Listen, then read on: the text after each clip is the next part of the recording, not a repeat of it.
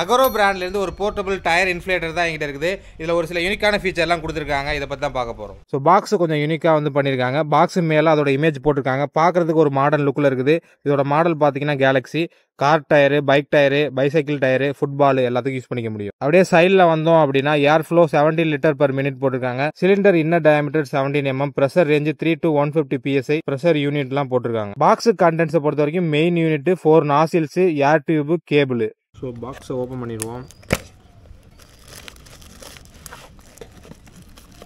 First எடுத்த உடனே நம்மளோட மிஷினை ஒரு கவரில் போட்டு கொடுத்துருக்காங்க.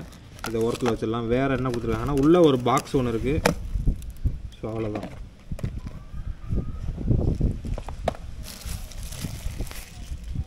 ஸோ இன்ஃப்ளேட்டரை பற்றி பார்க்கலாம். லைட் வெயிட்டாக தான் இருக்குது. ரொம்ப வந்து வெயிட்டெல்லாம் இல்லை. ஃபுல்லாக வந்து பிளாஸ்டிக்கில் தான் பண்ணியிருக்காங்க. ஸோ டாப்பில் பார்த்தோம் அப்படின்னா டைப் சி போட்டு டைப் ஏ போட்டு இது வந்து டார்ச் லைட்டு, இது வந்து ஏர் அவுட்டு. இந்த வெண்டு வழியாக தான் பார்த்தீங்கன்னா ஏர் வந்து சக் பண்ணும். ஸோ இதை நம்ம பவர் பேங்காக கூட வந்து யூஸ் பண்ணிக்க முடியும். டார்ச் லைட்டாக வந்து யூஸ் பண்ணிக்க முடியும். பேக்கில் பார்த்தோம் அப்படின்னா சின்ன சின்ன ஹோல்ஸ்லாம் வந்து கொடுத்துருக்காங்க. இந்த இடத்துல அகரவுண்ட் பிராண்டிங் போட்டிருக்காங்க. 1 2 3 4 5 பட்டன்ஸ் இருக்குது. ஒரு பிரைட்னஸ் இன்க்ரீஸ் பண்ணுற மாதிரி எனக்கு தெரிஞ்சது லைட்டுக்கான button, plus button, power on, minus button, அதுக்கப்புறம் வந்து ஒரு மெனு பட்டன் நினைக்கிறேன். ஸோ இப்போ வந்து ஆன் பண்ணிடலாம். டிஸ்பிளே நல்லா பிரைட்டாகவே இருக்குது. ஸோ உங்களுக்கு வந்து ஃப்ளாஷ் ஆகிற மாதிரி தெரியும். ஆனால் எனக்கு வந்து ஃப்ளாஷ் ஆகலை ஆக்சுவலி. ஸோ கேமரா வந்து அப்படி கேப்சர் பண்ணுது. PSI யூனிட் இருக்குது. அதுக்கப்புறம் பேட்டரியோட பர்சன்டேஜ் வந்து காமிக்குது. இங்கே வந்து சைக்கிளாக, மோட்டர் பைக்காக அந்த மாதிரி காமிக்குது. இப்போ என்ன பண்ணலாம் அப்படின்னா, ஸோ ப்ளஸ் கொடுத்தோம் அப்படின்னா 44. ஸோ அதுக்கு மேலே வந்து நம்ம 0.55 பார்த்தீங்கன்னா இன்க்ரீஸ் ஆகுது. ஸோ இது வந்து மெனு பட்டன் நினைக்கிறேன். இதை கிளிக் பண்ணோம் அப்படின்னா காரு, பைக்கு, சைக்கிளு, ஃபுட்பாலு, இப்போ 4 ஆப்ஷன் இருக்குது. ஸோ இப்போ ஃபுட்பால் வேணும் அப்படின்னா ப்ளஸ் கொடுத்தோம் அப்படின்னா அதுக்கான ப்ரீசெட் PSI வந்து செட் ஆகிக்குது. இந்த மெனு பட்டன்லாம் லாங் ப்ரெஸ் பண்ணோம் அப்படின்னா ப்ரெஷர் யூனிட்டை வந்து சேஞ்ச் பண்ணிக்க முடியும். இப்போ வந்து கிலோ பாஸ்கலில் இருக்குது. kg/cm², PSI, பார். ஸோ இந்த பாக்ஸுக்குள்ளே என்ன கொடுத்துருக்காங்கன்னு பார்க்கலாம். ஒரு கேரிங் பவுச் வந்து கொடுத்துருக்காங்க. வாரண்டி கார்டு இருக்குது. டைப் சி சார்ஜிங் கேபிள் இருக்குது. ஒரு டியூப் ஒன்று கொடுத்துருக்காங்க. ஸோ 4 டைப் ஆஃப் நாசிலும் உள்ளே இருக்குது. ஒரு யூசர் மேனுவல்னு கொடுத்துருக்காங்க. நம்ம டீட்டெயில் வந்து தெரிஞ்சுக்கலாம். ஸோ ஒன் டைம் வந்து ஆப்ரேஷன் கைடை பார்த்துட்டோம் அப்படின்னா ரொம்பவே ஈஸியாக இருக்கும். ஸோ இந்த ஏர் ஹோஸை வந்து நம்ம இதில் வந்து ஈஸியாக வந்து மாட்டிக்கலாம்.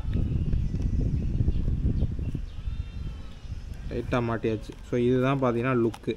நம்ம டயர் இன்ஃப்ளேட்டர் ரெடியாக இருக்குது. ரொம்பவே லைட் வெயிட்டாக இருக்குது. ஃபர்ஸ்ட் இம்ப்ரெஷன் சொல்லணும் அப்படின்னா ஈஸியாக வந்து போர்ட்டபுளாக இருக்கும். நம்ம காரில் வந்து வச்சுட்டு போயிடலாம். பைக்கில் வந்து இது ஆப்வியஸாக வந்து போர்ட்டபுள் கிடையாது. எனி டைம் வந்து பைக் கவரில் வந்து வச்சுட்டுலாம் போக முடியாது. இதோட சவுண்டு கேட்டு பார்க்குறீங்களா?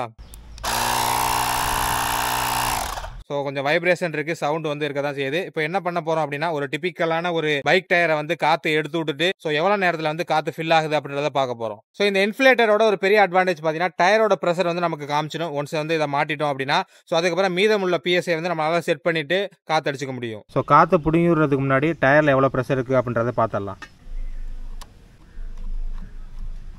ஸோ இந்த மாதிரியான வால்வில் மாட்டுறது பார்த்தீங்கன்னா ரொம்பவே ஈஸியாக தான் இருக்குது. ஸோ இப்போ காமிக்கிறது பார்த்தீங்க அப்படின்னா 37.5 PSI வந்து இருக்குன்னு காமிக்குது. டயரில் உள்ள காற்றை வந்து பிடிங்கியாச்சு. ஸோ இப்போ PSI பார்த்தீங்கன்னா 0 வந்து காமிக்குது. இப்போ என்ன பண்ண போகிறோம் அப்படின்னா ஒரு மொபைலில் டைமர் வச்சு ஒரு டிபிக்கலான ஒரு பைக் டயரை ஃபில் பண்ணுறதுக்கு எவ்வளோ நேரம் எடுத்துக்குது அப்படின்றத பார்க்க போகிறோம். ஸோ ப்ளஸ்ஸை கிளிக் பண்ணோம் அப்படின்னா டிஃபால்ட்டாக 32 காமிக்குது. நம்ம வேணும் அப்படின்னா நம்ம வந்து ஒரு 38 வச்சுக்கலாம். யூஸ்வலாக வந்து 38 தான் வைப்பாங்கன்னு நினைக்கிறேன். பவர் பட்டனை ப்ரெஸ் பண்ணோம் அப்படின்னா ஸ்டார்ட் ஆயிரும். இப்போ ஸ்டார்ட் ஆயிடுச்சு. நான் வந்து டைமரே வந்து ஸ்டார்ட் பண்ணுறேன்.